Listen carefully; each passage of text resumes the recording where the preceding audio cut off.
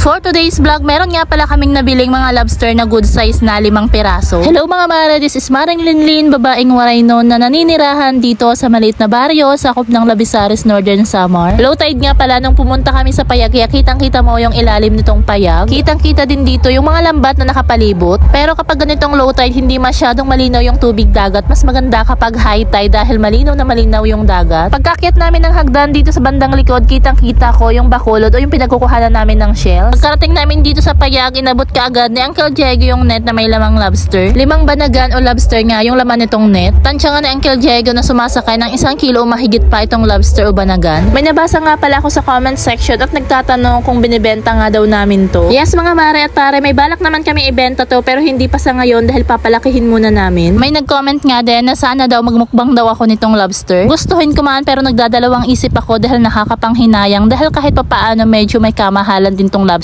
Pero malay natin, siguro kapag wala na akong maisip na content. May nagtanong nga din pala kung ano nga daw yung pinapakain namin dito sa alaga naming lobster o banagan. Dito sa amin, kadalasan na pinapakain sa lobster o banagan ay isda o kaya naman mga alimasag. At tinimbang na nga din pala yung iba pang banagan at sumasakay talaga sila sa 1 kilo o higit pa. Kilo.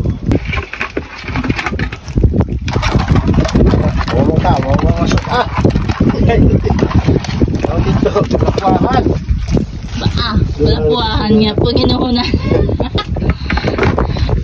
Oh, kilo. Nagpararehas gula ka na agad. Yan na. 4. Ay makapulos. Tulo ng kilo. Ay, dua. Tapos ng kilo. Kaya ng kilo mo.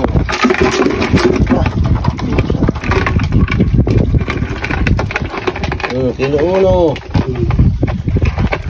5 gram media. Oo, gram media. Dua. Dito sarado naman ko lang po. Hindi, kaya na ito. Manandak. Lumalakulog kay kidako.